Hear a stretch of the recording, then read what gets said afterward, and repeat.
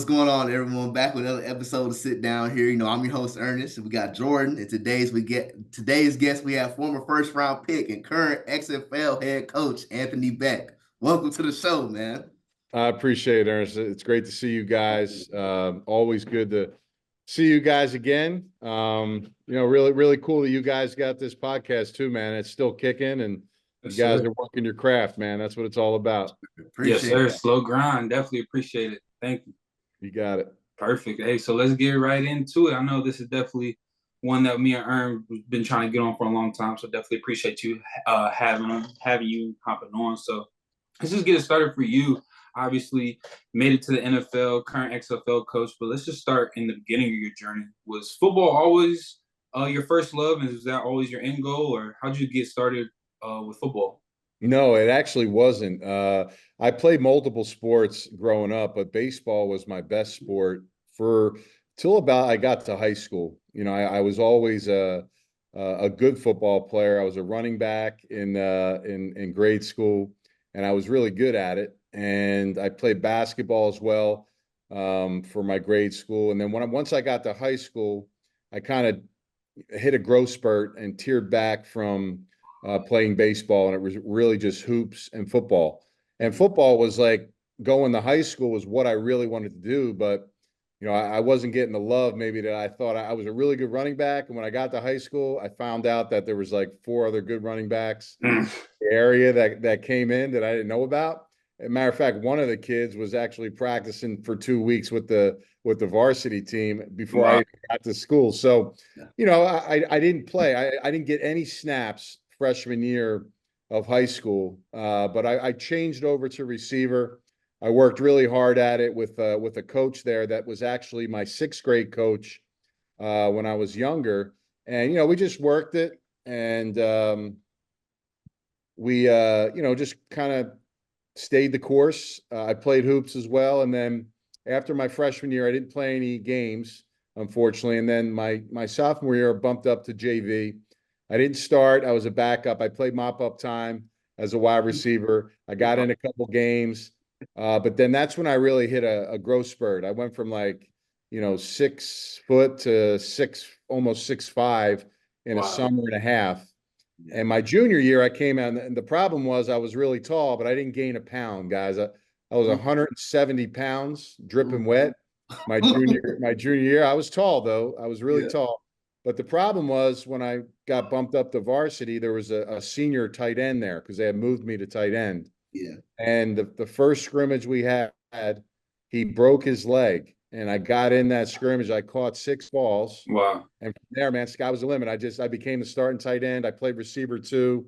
And then ultimately, man, I had a really good season my junior year, and then had a great season my senior year, and was able to earn a scholarship to West Virginia. And the rest is history, man. Just kind of grinded through and stayed the course.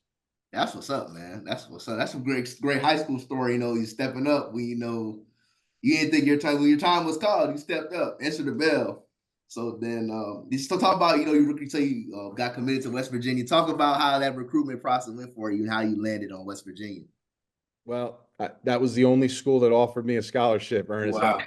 That's the only place. And I'll tell you another funny story. I got a bunch of letters, Jordan, you know how those guys, you get letters in the mail, and I didn't really talk to any coaches. I mean, it was all just like, hey, we got interest in you, and okay, that's cool. But no one really committed to me. So there was a bunch of FCS schools that were interested in me as well, which, at the time was like Villanova, James Madison, Rhode Island, Boston University, Northeastern, but none of them would commit to a scholarship for me because, like I said, I was really tall, but I was really skinny. So I wasn't big enough to play tight end for some of those schools, and I wasn't fast enough to play receiver. So right about a week and a half before signing, I was almost ready to go to a Division II school called Indiana, Pennsylvania University. Yep. And I called West Virginia one last time. I asked for the coach on the card that sent me the letter, and I asked if he was there, and he wasn't. I actually got the secretary, and she's like, well, I'll let him know you called. So a couple days later, I got a call from him, And he's like, listen, I'm coming into your area in Philly, and we're looking at a couple of kids, but I wanted to stop by. I'm going to check you out. One of our tight ends that we're looking at is, kind of on the fence, and we're kind of down to our last. I was like, yeah, I mean, hell, I had not gotten a visit from any coaches at that point. I had met a coach. Nobody came through the high school. We were a good high school team too, but PA, we were on the East Coast of PA. A lot of the big Western PA schools that everybody knows about, they're the ones that usually get a lot of the recruiting process. So he came through, he saw me. He asked me, well, first of all, on the phone call, he asked me how much I weighed, and I lied. I told him I weighed 210 pounds, which still isn't big enough, but I weighed 185 my last senior game, senior year. That's a big jump, 185 to 210. Wow. Exactly, right? So that was number one. And then he asked me how much I bench, and I really wasn't a weight room guy, to be honest with you guys. Like, we didn't hit the weight room. Like, I was like push-ups, pull-ups. I didn't really like know how to lift. We had a good team, but we didn't have like a strength coach. So it was kind of one of those deals where like I just followed along my teammates, but man, I couldn't bench out of a wet paper bag, man. I just was not strong. I told him I benched 185, and he kind of laughed. And I was like, man, I couldn't even bench 145 or 35 at the time.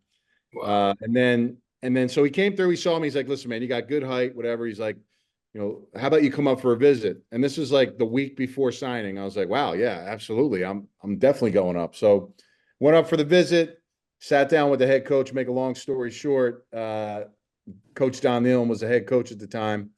And he said, listen, he's like, our tight end that we had signed to recruit decommitted.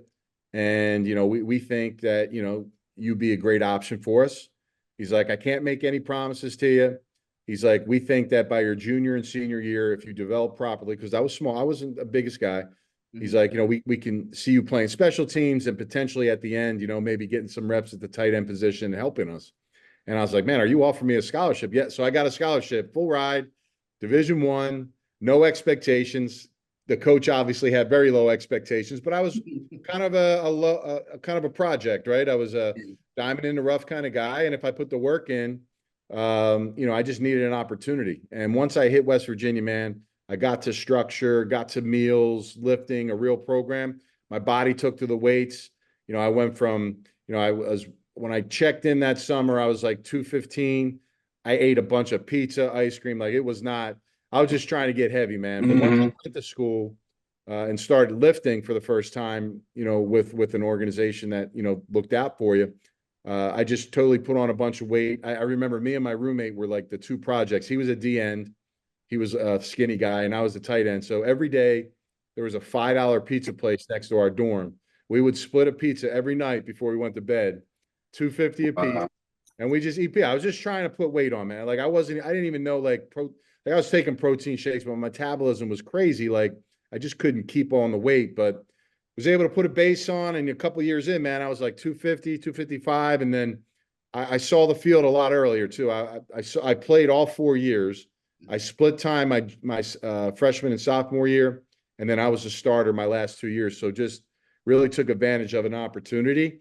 Ernest, when you were there, and I always spoke to you guys, those always spoke about opportunity, man, like the smallest opportunity. Like, I didn't have a lot. I had a small crack of an opportunity and took advantage of it, man. And I think it's just a message for everybody. Like, regardless of what you do in life, if you get the chance to do anything and you're not favored, or, the odds are against you, you never know, man, if you put the work in. And it worked out for me, man, and became a first-round draft pick because of it.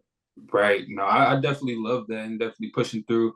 No matter what your situation is, you never know how it can end up. But because I know you mentioned that you started off as like a project, like one of those experiment guys for like the fans who don't know, like they don't know if it's a hit or miss. Like, when did it go from you being a project guy to you knowing that the NFL was a real possibility?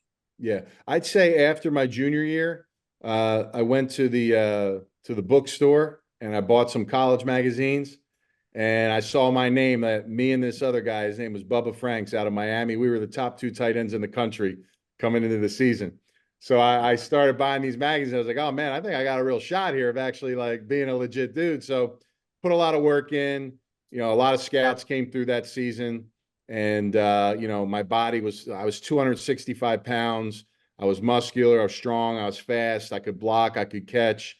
I was really like a a well-rounded, complete tight end at the time. And that was kind of what the league was looking for. And I just continued to grind and work. And I learned a lot at West Virginia. I learned, how to become a man, how to take responsibility, accountability, to work hard, to sacrifice. I didn't go on any spring breaks. I just dialed in and honed into the craft, man, and it paid off. So, once my senior year hit and I completed my senior year, I put in a really good season. I ended up, I think, second in yards, catches, and touchdowns in the history of the school. I'm actually getting inducted to the West Virginia Hall of Fame this season. Actually, at the game when they play Iowa State at West Virginia. Yeah, exactly, right? So got that worked out. So I'll be able to be on the field. They're going to announce it between the first and second quarter. Rocco will be on the field, obviously. Yeah. Be a great time for me to, celebrate with my daughter and my wife. And we're going to have 150 people there. Everybody's from that area. So it's going to be a really cool experience. That's a full circle crazy moment. Yeah, that's a full circle moment. Hey, don't you go ahead and cry, man. It's okay. That's something I'll be crying too. My son on the field, my jersey coming out. That's something to cry about for sure. That's something to cry about for sure. But yeah, man. So you got to talk about it. You got drafted first round to the Jets, man. Talk about your draft day experience. Oh man, I got a story for you there, and I got another one. So we knew that we were going to be like somewhere in the top 35 picks. Yeah. We thought maybe at 14 for Green Bay. Green Bay needed a tight end. And again, going into that draft, there was only 2 tight ends that were first-round grades, was me and Bubba Franks. So at 14, Green Bay had a pick, and they ended up going with Bubba Franks at the time. And I was like, okay, that's cool. I knew the Jets wanted a tight end as well. And Bill Parcells, I think you guys know that name, famous coach. He was the general manager for the Jets at the time. And he had told me, he's like, it was the first time in NFL history that a team had 4 first-round draft picks in the first round. So he told me, we're going to take you with one of those picks. And, you're the guy we want. And I was like, okay, this was about a month before the draft. Mm-hmm. So they get their first 2 picks were 11 and 12. They picked 2 defensive linemen. And then they had pick 17. They ended up taking a quarterback at 17. And then they had one more pick at 27. Mm-hmm. And when the 26th pick came up, what's the process you normally see on TV? When they're about to pick a player, what do? The team. They normally call them. They call them up, right? Yeah. Every single first-round draft pick in the history of TV that I've ever seen has gotten a phone call before and said, hey, get off the phone. They're going to draft me. And then, bam, the commissioner comes up. So the 27th pick comes up, and, we had a big party, man. We had a tent, got 70 people there. We had a big box TV outside, and we had this phone that was hardwired into the house all the way out into the yard so that if the phone rang, I'd be able to pick it up. So I'm sitting on the chair, and the clock is on for the Jets at the 27th pick, and it's going to 5 minutes, 3 minutes, 2 minutes, and my phone has not rang. And I'm like, man, what's going on, man? They told me they were going to take me, and I was like, man, and I was looking at the teams after that pick. After the 27th pick, I'm like, man, I don't know what team is I haven't spoken to anybody in the next 10 picks. So clock hits 0. Paul Tagliabue, who was the Roger Goodell at the time, he was the commissioner of the NFL. He walks up to the podium, and man, my heart sunk, man. I was just so down. Everybody in my party, I could feel it was like, man, what happened? I thought he was supposed to go to the Jets. And, yeah. So it was a depressing moment at the time, to be honest with you. I was just like, man, where am I going? I hadn't heard from anybody. And when Tagliabue got up to the stage, he's like, with the 27th pick, the NFL draft, the New York Jets select tight end Anthony Becht out of West. And we all wow. It was a crazy eruption of 70 people at the same time. I'm like, what is going on right now? And then as soon as he said the pick, my phone rang, and they were like, the Jets were on the phone with my agent. Oh, so how'd you think of that surprise? Oh, yeah, they playing with your emotions at that That's point. What I said. I was like, oh, my God, bro. I was like, seriously, you killed me here. But you know what? That experience to me, I'm telling you, to this day, and I've watched every draft after me and most of them before me, I've never heard of a player not get a call on right before he got drafted, and I was that guy. So I'm the only player in my knowledge that has never gotten a call before they got picked. But that's wild. It was an awesome moment. It was an awesome moment. You're historic, Mr. Becht, man. Like you said, I never seen that before either. Especially a first round pick to the later rounds. Okay, maybe I can see that. Exactly. No call, but it was cool, man. It worked out. It's a great story. I tell it all the time because, it's just, man, not knowing, you're right. It was an emotional roller coaster at that time, but man, it was pure excitement when my name got called. Man, I bet that at that point, dream come true. And I'm not sure if you remember your exact feelings in that moment, but looking back, like, what was the first thing that went in your mind, like when you got drafted? Was it like, oh, I'm going to New York, or is it like, oh, my life changed? Like, what was those first immediate feelings once you got drafted? I think I just flashed back to, when nobody wanted me out of high school. I didn't have any offers, went to college, got an opportunity. There wasn't a lot of, belief maybe at the time. And, just stayed the course, man. Like, I never really thought like I wanted to play in the NFL. I just was like, I just wanted to be the best tight end at West Virginia at first, and then be the best tight end in the country. And all of a sudden, when that moment came, and then I got picked. I mean, to get drafted, I think regardless of round is an honor. I mean, whether you're the first pick or you're Mr. Irrelevant, right? So, but to be the 27th pick in the first round, from my first time from anyone in my area, to represent my family and friends in the school and my high school and my town. It was awesome, man. I had a great upbringing. I had really good parents that worked hard. We weren't rich, we weren't poor. We just hardworking middle-class family, and just knew what it took, to work hard, man. Put your head down and earn everything you get, And, I pass that message on all the time, because I think in this generation, sometimes in this day and age, everybody wants a handout. Everybody feels like they deserve something, and you don't deserve anything, man. Like, you got to go take it. And if you want it, you'll get it. If you don't, then, that's just the way of the world, man. You just keep pressing forward. So, I wasn't thinking about money. I wasn't thinking about any of that. I was just like, man, like, this is a dream come true. Like, man, you didn't think about it a little bit. That first I mean, honestly, like I said, I really, it wasn't about like I'm rich, or to me, it was just to be drafted. It was just crazy. I mean, I'm going to be playing for the Jets, like, the biggest Mecca city in the world, like New York City, man. Like, it was awesome, and I just had a great experience, and, played my first 5 seasons there, played my contract out, and was very fortunate after that, obviously, to play 7 more years and play 12 seasons. So just truly blessed, man. Long career. And, my claim to fame is 2 things. Number one, I was drafted about 150 places above Tom Brady in the 2000 draft. That was the one time I was better than Tom Brady, was the day we got drafted. And that was it. After that, we all know what happened after that. And then the other thing is just, in my career, my first 10 seasons of my 12, I started, I think I had a string, or not started, but I had a string of playing on 160 plus games straight. I was just about to ask you about that, man. How you get your body in shape? I don't know. It's luck, bro. It's all luck, But when you put up Brett Favre and Peyton Manning were the only other 2 offensive players in the NFL that played more games in a row in that span, just remarkable, man. And look, I probably should have missed about 16 games in my career, but I knew my body, man. I knew how to play hurt. I knew the difference between being injured and something that could pull me back, hurt my career or not. And, there were a lot of tough decisions. I was always in that mode. Like, if I wasn't out there, man, someone can take your job. So I always had that mindset, even though I was a starter or whoever I was, that was always crept me in my mind, always kept and pushed me as a player every single day, that I went to work and played. And every single year that I played was that desire to know that, I was a first round pick, but it can be pulled away from you at any moment. Right. And that's what really led me to play, close to 200 games and 12 seasons in the NFL.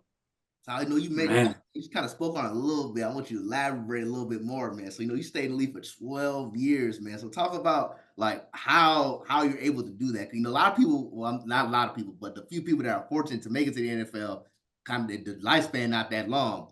So how were you able to, stay down, stay healthy and be productive enough to stay in the league that long? Yeah, it's a great question. Honestly, like, my talent and God-given ability probably carried me through my first 5 or 6 years. And then after that, I wasn't like the fastest tight end. I was a bigger guy. There was a lot of like transition at the position, like some more like receiver / tight ends were coming in that had a lot of speed. There were some basketball players were starting to come into the league, Antonio Gates, like just different guys. And I realized, like, for me, if I was going to play longer, I had to find a way to bring value to the teams because I wasn't just going to go out there and catch football. So I really honed in about around year 3 or 4 of really being a dominant blocker. I just really worked hard and to be able to be a guy that could block as good as a tackle in the league. And to me, once I started to get to the Tampa Bay Buccaneers in 05, 6, and 7, John Gruden that was something that stood out to them was my ability to just be a dominant inline blocker. And that's what really, provided me with 6, 7 more years in the league because it wasn't going to be my speed as it diminished. And I was able to catch some balls and touchdowns throughout those years. But, mainly I was given the responsibility to do the dirty work. I was a guy that made the transition. So I recognized in my career, I wasn't going to be a diva and say, I want more balls. I want to go to a team that's going to throw me the ball. I recognized, like, what is my value? What is lacking? Tight ends didn't want to block in the NFL. There was only a couple guys, and every team needed them. So I made a transition in my career to say, okay, well, I'm going to make sure that I'm dominant in this aspect of my position. And that's what I did. So that and a little bit of luck. I mean, like you said, you got to be healthy. You got to get to the right organization. I had good agents. I had a couple agents. I didn't keep the same agent. I had 3 of them over my career. So I feel that. I feel that. So that's kind of, really the gist of it. And I worked hard, man. Like off season, trained, lifted, ran, ate right. I mean, I did that for 20 years, man. That's why you see me around. I'm a little heavier now because I didn't eat. I did everything the right way because I tried to make sure I gave myself the best chance every year to just be at top peak shape every single season. And it worked out, man. So, like I said, I never lost that drive.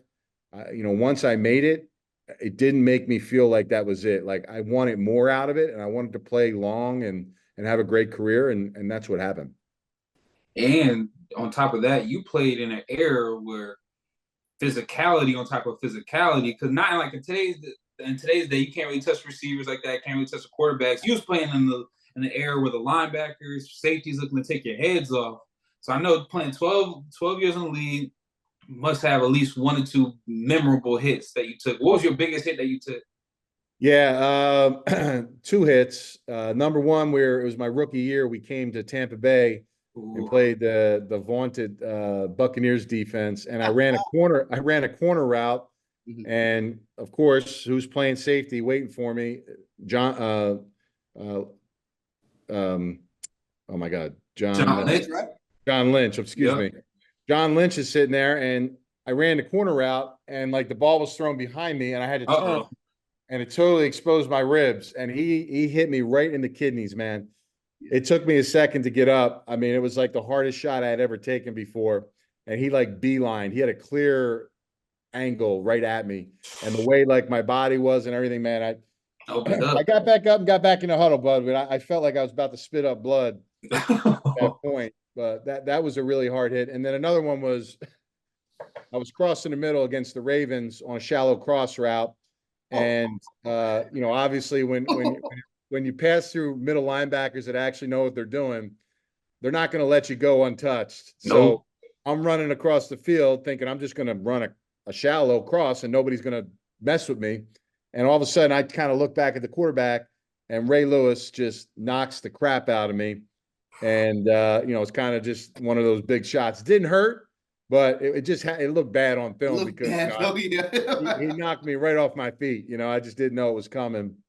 So, yeah, man, listen, blocking guys like Jason Taylor, Michael Strahan, Ray Lewis, they're just some really great players. And they were just bigger guys back then. I felt like, like the outside rush end defensive ends now are more like, a little bit more thinner, longer guys, stand-up guys. Like back in the day, man, these were like 280, 290, like defensive ends, stand-up outside linebackers. They were just bigger guys, man. So you're right. In the trenches, playing the physical. I mean, you're not even allowed to practice 2 or 3 times in a row now in full pads. I think we went like one time 8 straight practices in training camp in full pads. So, it's just the times have changed, but, it calluses you a little bit as a player. And like I said, was lucky and was able to stay healthy. So yeah, I was gonna ask you that, man, because like George said, you played an era of physicality, all them dogs that you came up with playing on the defense side of the ball. You mentioned a few, but who would you say was the hardest player like to play against? Yeah, I mean, during that time when the Patriots were making their run, they had an outside linebacker. His name was Willie McGinnis. Uh, Long arms, stand up outside linebacker, just tough to block because you couldn't get your hands on him because he had long arms. And man, Billy was one of the most dominant outside linebackers in the game from like 2000 to 2006 with the Patriots. I think he's got the most sacks in cumulative in Super Bowls. When he was a player. So again, there was some challenges there. He won a lot of those matches, man. I fought him. The funny thing about it is, though, I played him in 2006 or 7 when I was with the Bucks. And at that time, he was with the Browns, and he was on the back end of his career. That was the one year I finally kicked his ass. He was super old, and he wasn't the same dude. But, man, like, to me, like, we had to play him twice a year because they were in our division, Jets and Patriots. I'd say he was the toughest guy I had to go against every single year. We're glad to hear all these stories about your playing time, but we want to transition a little bit over to your life after football from now being a coach. Was that something that you were all thinking about, like towards the end of time of your playing days, or how did coaching become? Yeah. You know what? I always, at the end of my career when I got signed by like the Cardinals and the Chiefs, I was really brought in those teams to be like an additional coach, to help bring along some of the younger tight ends in those rooms. And I always knew that was something there for me. When I was done playing in my last season with the Chiefs in 2011, I took off in 2012. And then I was kind of digging a lot of trenches. When you play ball for a long time, man, you really don't know what you want to do, right? Because, there's a lot of options, but you're just so used to doing the same thing for so long that it becomes a tough transition. So I started to dig a lot of trenches. I was like, maybe I'll get a job somewhere and work and be an ambassador for a brand or a company, or maybe I'll get into the media, or maybe I'll coach. And at the time I felt like, the best thing to stay close to the game was try the media route. And, I did the media. I got an opportunity to start with ESPN in 2013, call games, work with them for close to a decade, college football, NFL, work with the Jets. I did some things with the Home Shopping Network selling NFL apparel. I did a lot of TV stuff, man. I did podcasts. I must have had, 3 or 4 podcasts over the last 5 years that I was doing, like Bucks podcast, the Jets podcast. I started a kind of like a First Take podcast, me and my buddy, we did for 2 years, where we just talk about different topics, man. And like I said, we're doing it on like StreamYard, just trying to figure it out, messing around with it and, trying to have fun. And then, after like probably in 2000 and I want to say, man, was it 2010? About 2015, the NFLPA Collegiate All-Star Game, you know what that is, where some of the top college players go and play in an all-star game similar to the Senior Bowl.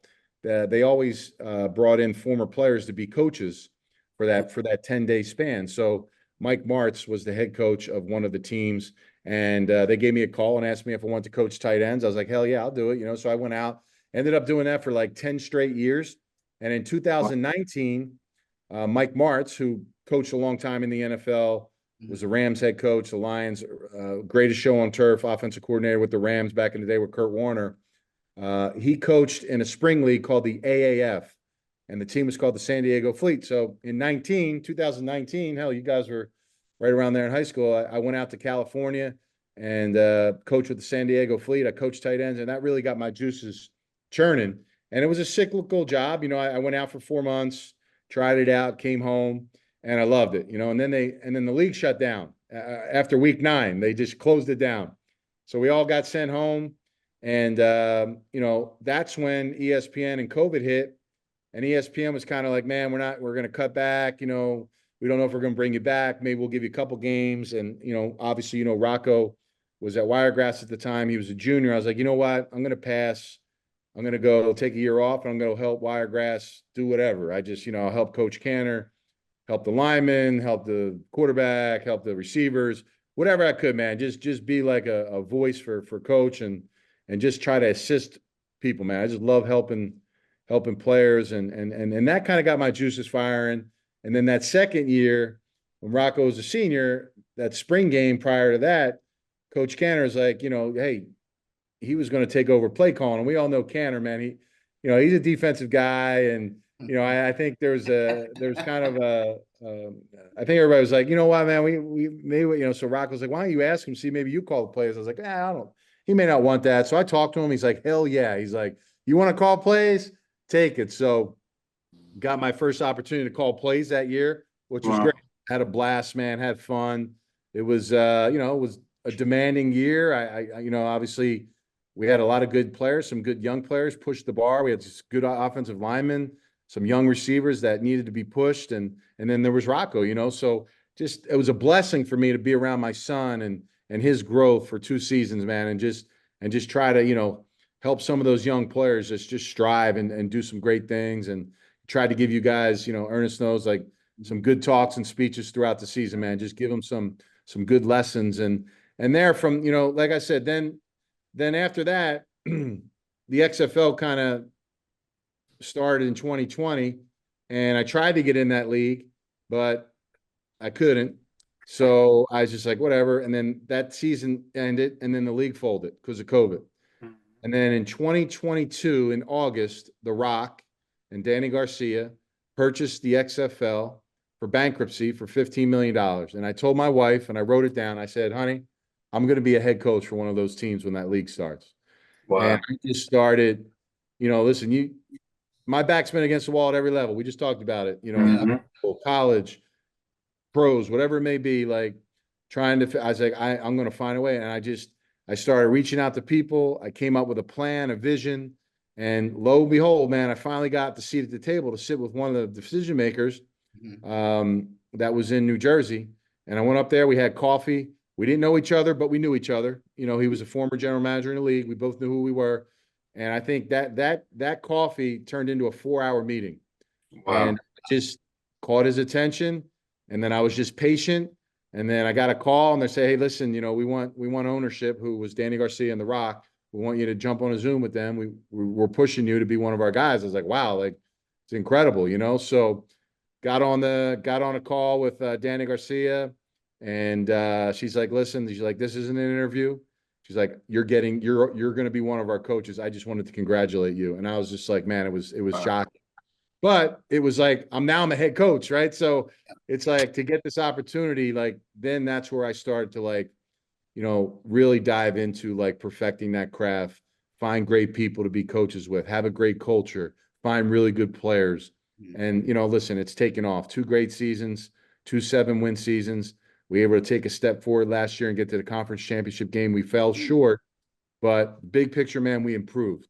And over the last 2 years, we put 25 or 26 players in NFL training camps, which to me is unbelievable. And we got a couple guys right now that hopefully they can stick. And if not, we're building up that team for next year, and really excited about year 3. Well, yeah, man, Coach Bay, you talking about the Battlehawks, man. We had one of our sit-down alums on that team. Matter of fact, we had Trey Watson on the show, man. So yes, sir. Yeah. Trey really played with us in my first year. Trey was a little nicked up and a little injured. And I think leading into that season, he was still trying to get in shape, but we gave him a shot, man. And he played great for us. One of the smartest linebackers I've been around, man. Just got a lot of respect for him. And, after the season, he had gotten hurt. We went a different direction, but I stay in touch. He'll text me or DM me once in a while, man. Just a big fan of his, and he's got a beautiful family, 2 kids, and he's just smart off the field as well. So, glad to be a part. He was able to be a part of Tampa Kid, be a part of our team. Yeah, exactly. And then just touching on a little bit about your experience with coaching at the high school level before going to the XFL. Like you mentioned, you got a chance to coach your son, Rocco, who was a quarterback in the high school level. With you being a former NFL player, being around the professional game, how was it like coaching the high school level, especially with coaching your son? Like, what's like the difference between like the 2 different levels of coaching? Yeah, I think for me, I just wanted to give back knowledge, man. I got a lot of knowledge from my playing days, a lot of relationships, man. I'm connected to a lot of folks, man, coaches, college coaches, NFL coaches, general managers, just a lot of great players. I mean, I played with some of the best players ever: Kurt Warner's, Larry Fitzgerald's, Curtis Martin's, Wayne Corbett's, Vinny Testaverde's, Chad Pennington's, Aaron Glenn's. I mean, just so many guys that I've been around that I was able to acquire knowledge from, and to be able to offer that, number one, for my son, because I never pressed football on him. It was all about what he wanted to do, was his pace. That was the one thing that I wanted to be adamant about. Like once he started taking it seriously and he wanted that kind of drive and push, I gave that to him. But that didn't come till leading into his sophomore year, because he was still trying to find his way. He got thrusted into the sophomore year. We weren't anticipating him being the starter because there was a senior coming back, and then all of a sudden he's not there and he's the starter. And he hadn't really hit the weight room hard. That's a lot, So I just tried. I didn't want to, and he asked me to help out that year too. And I was like, man, there was a lot of seniors on that team, and I just wanted him to go through that on his own, because that's a lot of pressure. There's a seniors, they had a senior quarterback. They felt like they were going to have a certain type of guy back, and all of a sudden you got a sophomore, trying to lead the show. And I got a lot of respect for, he went through a lot that year. That was a challenging season for him. He played great, number one, because it got him on the map. But man, you're dealing with older players in high school. You're not fully developed. You're young. You don't hang out with those guys. So again, he really became a mature young man after that season. After that season was done, he came up to me. He's like, Dad, he's like, what is it going to take? Like, what's it take to get stronger, bigger? And I was like, man, let's go. And we went to work. It was COVID.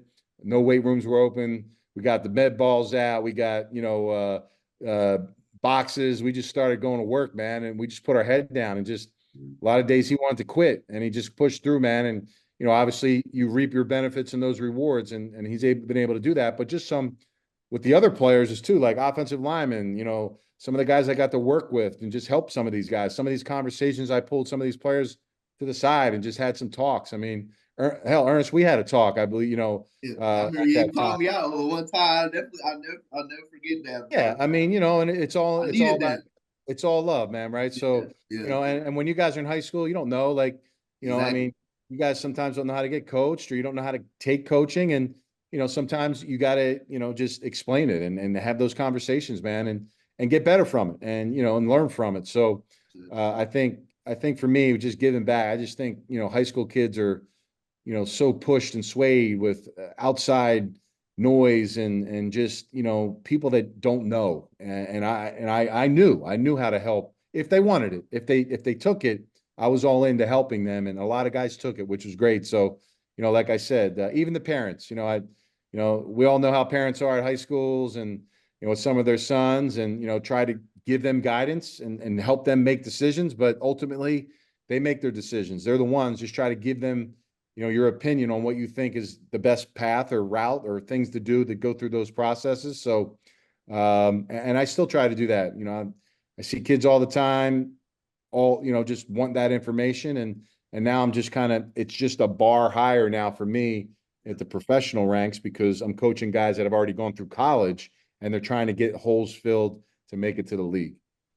I was gonna say one thing. Talk about Rocco, man. That sophomore year, I definitely think that really, really helped his development, especially being a part of it myself. Because, like you say, it was somebody else supposed to be the quarterback that year, and we was thinking, we're gonna be really good this year, this, and that. Man, we got a QB. We look good in spring that year too. Yep. Like then the next thing I know, he gone, and Rocco's a starter week one. So like he did very well with that, because it was definitely stacked against him. Man. It was definitely stacked against him that year. So and that's how, I mean, I think dealing with adversity is a quality and a trait, and he's something he acquired that, and now he can handle that really well, and it's bode well for him so far in college, man. So again, these are all learning process, and it could have went a different direction. You could have taken a different route and thought differently about that year and stuff, but man, he just he just wanted more, was hungry, and at the end of the day, he had to do it. I didn't make him or do anything. He had to go put the work in, and he could have easily let that situation eat him alive, because it like overcome him. He easily could have let that happen, but he didn't. So, shout out to my boy Rocco. But with that being said, though, man, what you think he gonna do this year? What do you think the Cyclones gonna do this year? Well, listen, man, just one, I'm incredibly proud of where he's at and what he's done. I think we can all speak, like, there's always players, talented players that come out of Tampa or wherever kids are from, and they go to a university, and you don't know, like, you know, some of them play a little bit, you know, some of them just, you know, go through the tenured and as a player in the team. Some it doesn't work out, you get hurt, whatever it may be. But for him to be to have the opportunity that he has to be at I think an elite team and culture with Matt Campbell and the staff and the players. Every time I go up there, man, I just love the way the players act and the way they're all tight knit. And I listen, it's always hard the second year, right? That first year you pop off. Yeah. So it's like, what's the work you're going to put in to counter what Iowa is going to bring to the table against you this year? Kansas State, all these teams that kind of, you know, showed a little bit of where your weakness was. Like, can you strengthen those weaknesses mentally and physically so that you can help your team be better and be a much better leader? I think the one thing this year, Rocco, is like, he's a leader now. Like, guys know what he can do and they look at him different. He's earned that, though. He didn't go in yelling at a guy. You don't do that when you first get there, man. You got to earn the right to do those kind of things. You know, Jordan, like, you've been around them players, man. If in order to get respect from guys, man, it's not because you ran a good 40, you had 5 stars in high school, man. You got to go out there and do something now. Mm-hmm. That stuff doesn't mean anything when you're in high school, because now everybody's got stars and everybody's got offers and all that. So it's a lot of work, man. It's a lot of grind. Rocco loves the process. He loves being the first one in, last one out. He loves studying. He loves working, lifting, eating right. Man, he just embraces it and he has fun. There's no pressure because, you know, there's always going to be an internal pressure. But I think for him, it's just like, you know, he thrives off competition. He thrives off those kind of things. And that's what makes him a strong-minded person. And that's what's carried him. I think he's going to play great this year. And I don't care what his numbers are or anything. It's just staying healthy, going out there and leading his team. He's got a lot of good players coming back. They got 19 starters coming back from last year's team, man. And, you know, I think right now a lot of folks out there are kind of thinking Colorado, Utah, Kansas State, you know, all these other teams. Well, I think they're right where they want to be. Everybody thinks they're about, nobody's really talking about them much. And that's a good spot to be, right? Nobody's thinking about you. And all of a sudden, bam, every week, man, you keep knocking them down. So hopefully that's what happens, man. Shit, I want them to win every game. So we'll see what happens. Exactly. But what was that point for you being a guy who's spending 12 years in the NFL and then having a son who's following in your footsteps? Obviously, a lot of parents are biased. They're going to be like, oh, I always knew my son was going to be good, like the parent thing. But what was the exact moment when you knew that Rocco could take this thing pretty far?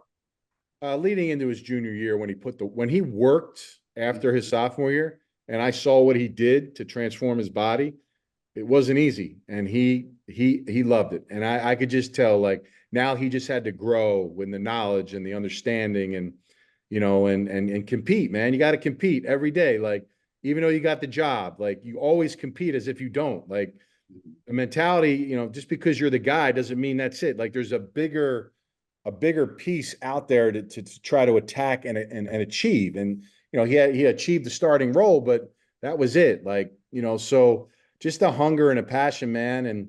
And once that year, heading into that year, I didn't know how he'd do. I just know he'd be heading in the right direction because of his work ethic. And that to me is the baseline for anybody really in any aspect of whether it's sports or work or jobs or anything you do. It's the work ethic you put in and the desire that you have to be great. And, you know, he wasn't great initially. It takes time, man. You got to work, you got to learn. He first got to Iowa State, you know, you got to sit back and watch other guys. You got to soak it all in. And you got to increase your knowledge and wait. And when your time comes and the opportunity, like we talked about with mine, in high school to college, you gotta be ready for it, man. And he was. I wonder where he got that from. Mm-hmm. Yeah. Well, hey, I mean, you know, like I said, like, you try to pass on, but ultimately you have to do it, right? So, like, for Rocco, like, I can give him so much information, but ultimately I don't know what's burning in his heart, right, and in his mind. And, you know, the expectation level, I didn't have high expectation level because to think that my kid was going to be a first-round pick or a starting quarterback or that's not easy. Like, that's craziness to think that. I just wanted him to be as good as he could be in college or high school and get an opportunity to play ball in college if he wanted it. Where that would be or where that would lead to, honestly, it didn't matter. After that, it's like it's out of your hands, man. You can't Mhm. control how it all falls together. And again, once you have controllable pieces, you gotta put in that work ethic, that accountability, and you got to keep. Now it's his role now is to keep that spot, to be hungry, to be the best. Not to just be a starting quarterback at Iowa State. Be the best quarterback in the conference. Be the best quarterback in the nation. Whatever his aspirations are, right? Whatever he puts down and writes out and puts on his mirror every day, that's what he wants to do. Hey, if he puts his mind to it, man, I'm not going to sit back and hold back anything for him. He can achieve all that stuff. For sure. Now, last few things on Rocco, man. You say you don't care about the stats or nothing like that. But, me and Jordan, he's looking for him to have a big year this year. You said they got 19 starters coming back. Hey, Bronco may have a great season this year. I don't put too much. Yeah, you're right. I mean, look, they got their line back. They got a really good running back. They got really good receivers. Yep. I mean, just got to stay healthy, knock on wood for all those guys. I mean, I hope all those kids stay healthy. I hope they play great together as a team. And I promise you, they'll achieve all their goals that they want because they all believe in each other, man. They love each other. They're all brothers. And, it's not the best players that win championship. It's the best teams. Mm-hmm. Iowa State, to me, is one of those kind of places that they're very cyclical. Every couple of years, they have a good team, right? Brock Purdy years. Yep. And then a couple of years before that, it was like Seneca Wall. It just now it's like, okay, they got some guys. Like, let's see what they can do. So sky's the limit for them, but they got to go out there and do it every week, man. It's a challenge, but it's fun. I can't wait to watch it. And that's 12-team playoff too, man. I'm just saying. Nah, that's true. And I know just in terms for you, have a big season coming up with your team coaching. And I know in terms of that, you guys' league, pretty much the goal for your league is to get guys another chance to go to the NFL who may have missed their chance or may have had opportunities in the down the road that may have not lined up with what they're looking for. But with you, with this coaching journey, are you looking to eventually coach in the NFL, or are you good with where you're at? Like, what are those goals for you personally? Yeah, so I've had some opportunities to jump to the NFL. Wow. I just didn't feel like that was the time for me. Honestly, guys, if I really look at this thing, I'd like to continue to do this UFL League Battlehawk coaching thing for as long as my son's in college because it's a great schedule because I get to play, I get to coach, I get to fill those voids that I love doing and the passions that I love doing. But honestly, I see myself as a college head coach. I really do. Wow. I see a lot of coaches maybe running from college. I love it. I think that's the purest time where you can help growth of a player. And I know with NIL and all this changing environments, I still believe that, there's a lot that I can offer for a college kid and the vision and some of the ideas that I have to be successful at that level. When that will come, if that opportunity comes in due time, right? I got to keep, my head down. I got to continue to win in our league, continue to be great at what I'm doing, and opportunities open. They do. If they don't, then hey, like I said, I love the space I'm in now. I love helping the players that we have, guys that are trying to get back in the league, guys that are trying to get to the league for the first time, or guys that are just trying to play more ball, man. Just love the game. And, I push our guys hard, but I love my players. I treat them like grown men. I care about them on and off the field. And for me, it's about personal growth for them as well. Like these guys are all driven. They want to play in the NFL, but some of them have issues. Some of them have some things they're dealing with. And there's always an open door for me and try to utilize my experiences. Like I said, I got a lot of knowledge to give back. It's not just football knowledge. It's life. It's business. It's everything, man. So, I want to give back as much as I can to them. And if it's helping them get to the NFL and that's what it is, fine. If it's something they're dealing with at home, family issues, or they have a newborn child or whatever it may be, man, like how do they overcome or how do they excel in those situations to be better men? And that's what it's all about, man. Like it's ball, but it's also like, you know what, man, there's a human side to this. Yeah. And I think for me, like if you show somebody you care about them first, they're going to go and run through a wall for you. And that's just what I believe in. 100%.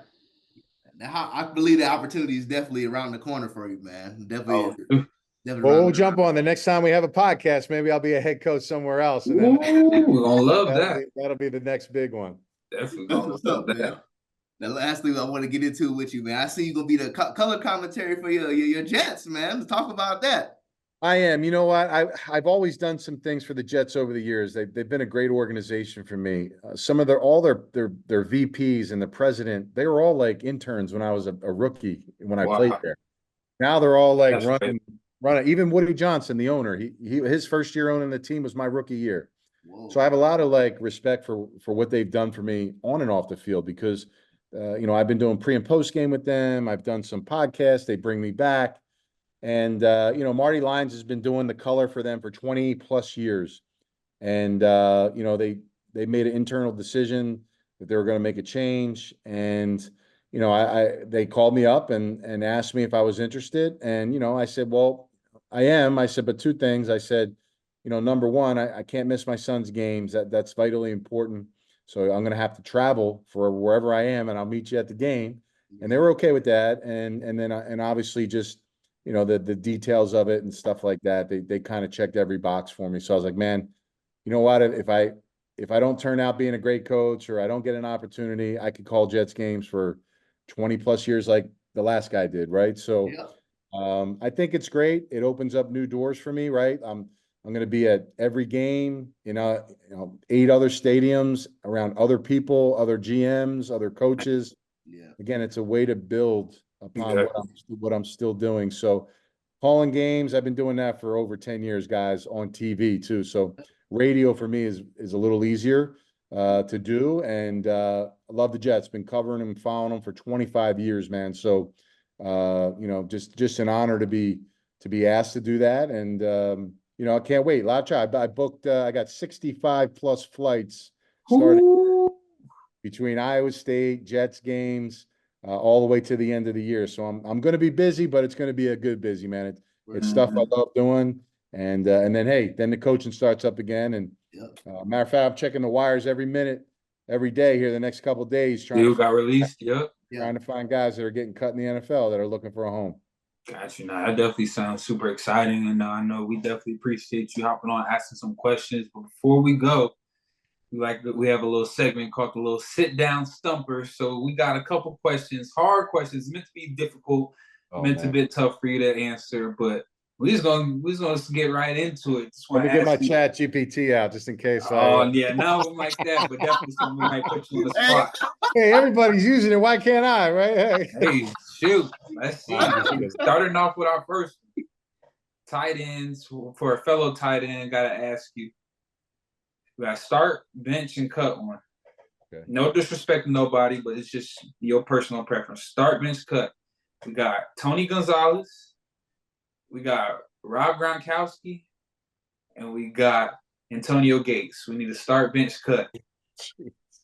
Well, I think the best tight end ever play the game is Gronkowski. So I'm going to start Gronk. Okay.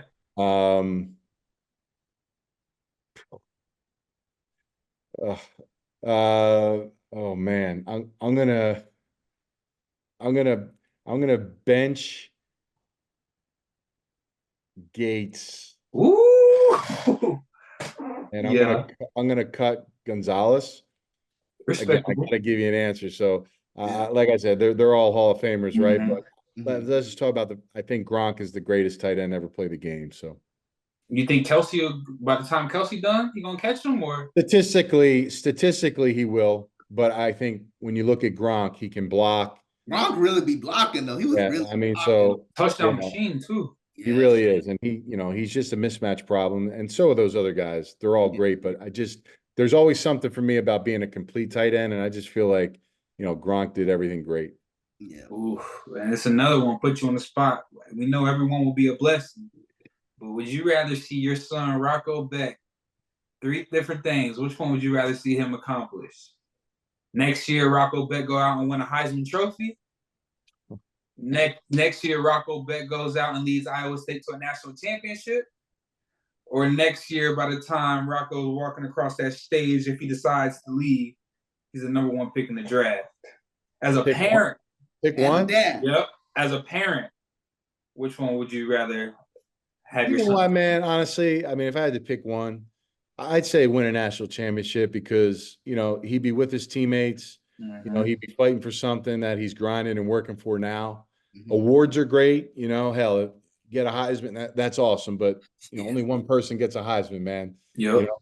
And from a draft standpoint, man, hell, I mean, if you get drafted, dude, it's just like I said, whether you're the first pick of the draft or Mr. Irrelevant, I think the league has shown that regardless of where you've been picked, you can be a star. So, hey, win a national championship, be able to finish his college career, whatever he's doing, to get that opportunity, I think that would be really cool. No, I think that would be too. Hey, they got a team that definitely got a very high chance to make that playoffs, and the conference that they sleeping on them. Yeah, I've seen those receivers. They got some weapons now, so definitely high possibility make something shake. And so the last one for you personally, what level of football did you have the most fun playing? Was it like high school? Was it college when you got to West Virginia, or was it your time in the pro? I'll be honest with you. So they're all great, okay? But think about this. When I was playing CYO ball in 6th, 7th, and 8th grade, I started in 5th, but 6th grade and 8th grade, so you had JV and varsity. So 6th grade, I was like the starting running back, and I was a beast running back in 6th grade, so I was the guy. And then 8th grade, after I paid my dues that 7th grade year, I was a really good stud running back. Well, the reason why it was the most fun for me is my grandfather and my dad, from 6th grade all the way up through 8th grade, they were like, listen, now they weren't real sure they wanted to do this in 8th grade, but in 6th grade, they were like, hell yeah, because they didn't know. But they're like, we're going to give you $20 for every touchdown that you score. My grandfather would give me 20 and my dad would give me 20. I was like, okay, so I'm a running back in 6th grade. I scored 30 touchdowns that year, guys. So I was walking around with some serious cheese in my piggy bank at the house. Man. So, that was fun for me. I was like, hell, I was trying to run for, 500 yards a game if I could score at the time. So in 8th grade, I didn't score as many. I think I had like 25, but still, I mean, those were fun times, man. You're just with your buddies, man. You're out there, and when you're a good kind of player, and you're like, you're kind of better than everybody in those moments, and every time you touch the ball, you could score. That was fun, man. That was crazy times. And then obviously, when you're in the pros, there's a lot more business tied to that, right? Game day's fun, but there's a lot of other things go on. And then college is, it's like, man, you're like head down, you're just going through it. You almost can't. There's so much work involved. It's like 24/7. Off-season workouts, spring ball, all this stuff. It's like you don't get a chance. It's like, whoa, So I think that was where it was its purest. So at $20 a touchdown, man, that $40 a touchdown was really nice back in the day. I was about to say, in them running back days, who were you modeling your game after? What was that? Barry Sanders, man. Barry Sanders. Okay. I felt like I was the Barry Sanders of CYO football back in the day. Hey, 30 touchdowns. Hey, you might have been. You might have been. Cool. But yeah, man, let's go wrap up this episode, man. Like I said, man, big shout out to my former. When was you offense coordinator in Wiregrass? When I was there, or was that when Rocco was a senior? Just Rocco's senior year, and then I just helped out his junior year. I just helped out. I could have sworn we probably should have had you calling the plays. Looking back on it now, but well, was it Canner? No, there was a coach. I think it was Muller, man. Oh, Muller, that's right. He left. He ended up leaving. That's right. Yeah, he left. Yeah. I'm not another conversation for another time. Yeah, I'm not gonna talk too much on that. Okay. But yeah, thanks to Mr. Becht for joining the show, man. Big shout out to you, man. Now before we leave, I promise you the last thing. I'll ask every guest this, man. Out of all the people, the wide network that Anthony Becht knows, who do you think will be the best person for our show? Oh, wow. Well, you already got Rocco, right? Oh, yeah. We'll be getting him after this season, too. Yeah, you know what, man? I think you should get next, and, you're going to have to pull some strings. I think you got to stay within the area, man. Michael Penix would be a great pull, right? Yeah. I mean, coming out of Tampa, doing what he did, that's what I think, man. But hell, I'd also get a coach on here, man. I'd get a coach that you guys think maybe someone in the area, or maybe or somebody that, that's helped guys that's helped that been around you, right? I mean, those are always good, man. But hell, Penix be cool. I think that'd be a good one. Definitely in the work, Mike. Come on, man. Real cool. No, it is. There you go. So that's it, man. Y'all boys already know what to do, man. Like, comment, subscribe. See y'all next time.